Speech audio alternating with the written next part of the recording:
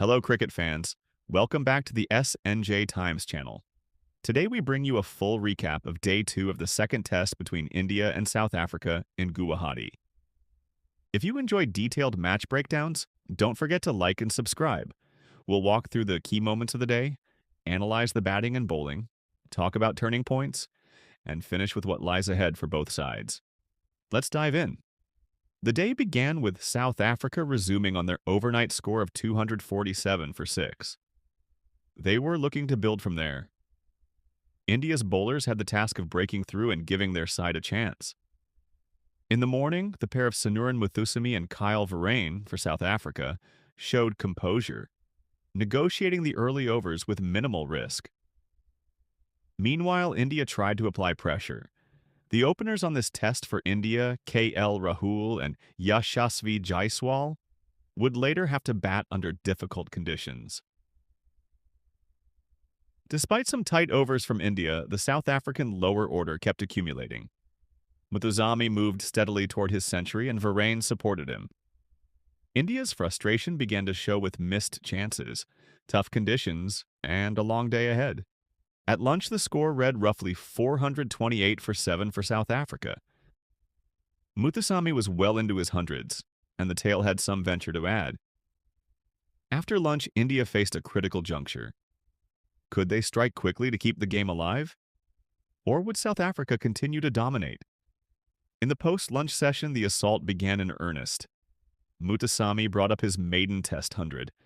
At the same time, Jansen for South Africa showed his power, smashing several sixes and looking dangerous. India's fielders and bowlers were under pressure. Muthusamy and Jansen combined to build a large partnership. India's attack lacked the consistency to break through at the right time. The scoreboard pressure mounted, and the shadow of a massive first innings total for South Africa loomed. As the day wore on, South Africa pressed their advantage. Jansen moved toward his century but was dismissed for 93, falling just 7 runs short. India finally got some breakthroughs. For example, Jasprit Bumrah removed Simon Harmer, and India rattled the tail. Eventually, South Africa were all out for 489, a commanding total. Coming out to bat, India began their reply. At Stumps Day 2, India were 9 for no wicket, trailing by 480 runs. The late session also had the visual of bad light creeping in. The umpires brought out the light meter. The conditions were tough for batting, especially with the shadow creeping in. India's openers took guard, but the task ahead looked monumental. So what were the key takeaways from Day 2? 1. South Africa's lower order excellence. Muthusamy's century and Jansen's 93 gave the Prohayas a huge base to build on. India being unable to finish them off earlier hurt. 2. India's missed opportunities.